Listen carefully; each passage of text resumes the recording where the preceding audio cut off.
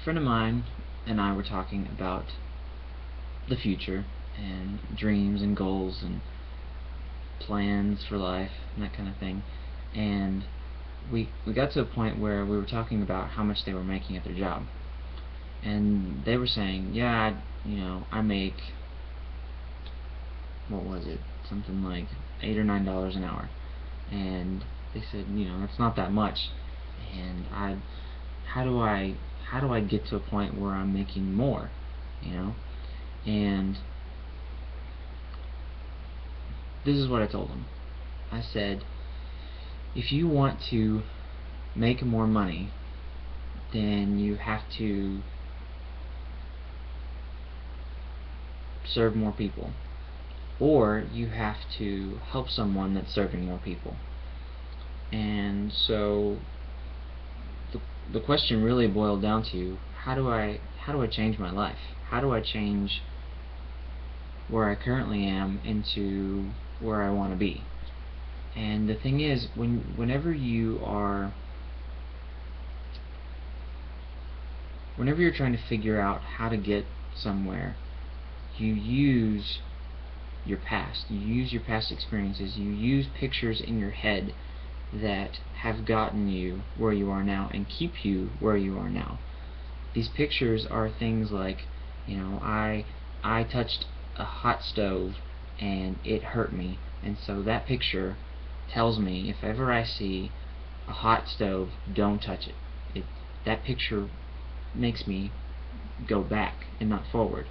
And then also another picture would be, well, I have put that brown thing in my mouth and I've chewed it and I've liked it and it's candy, not anything else. And so I like that. It makes me go for it. And so, like, for a baby, that kind of would, I put a brown thing in my mouth, so that brown thing must taste just as good. Let's get off of that picture. Anyway, so pictures in your head are what make you go forward or move back. And if you want to move towards a different life, a life where you're making more money, where you have, $10,000 coming in every month, the way you get there is by changing the pictures that are currently in your head. So for my friend, I told him that we figured out that if you want to make $10,000 a month, it'll equal $120,000 in a year. Who couldn't live off of that? That just sounds like the life. I mean, you could have any house that you want, any car that you want, anything. And so, then I said, okay, well, let's take 120,000 and divide that by how many hours you'll be able to work in the year. So they wanted to work 40 hours a week, so that was 2,080.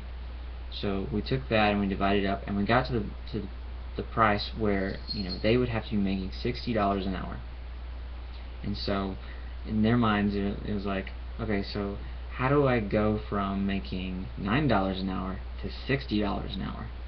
And it really boiled down to, if you have to convince the person with the money that you can help them get to their goal for that price. And if you can't, it's not how can I convince you that I want you to pay me $60 an hour. It's how can I help you, and is there a way for me to help you get to a point where you could be willing to pay me $60 an hour? And I mean, that's what it boils down to. So whenever you're trying to figure out how to change your life, you first have to see that life, and then find other people that are living that dream, and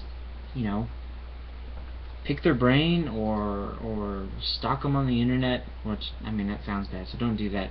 But like, rich people, or just people who are successful, find articles that they've written and try to get the pictures that motivate them, that they live by, that, you know, if people say, well, I give 10% of my income because it keeps my head in the right place, it keeps my focus on helping other people. If you can get to a place where you're not totally focused on yourself and you're focused on helping other people, that's how you're going to change your life. That's how you're going to make this world a better place.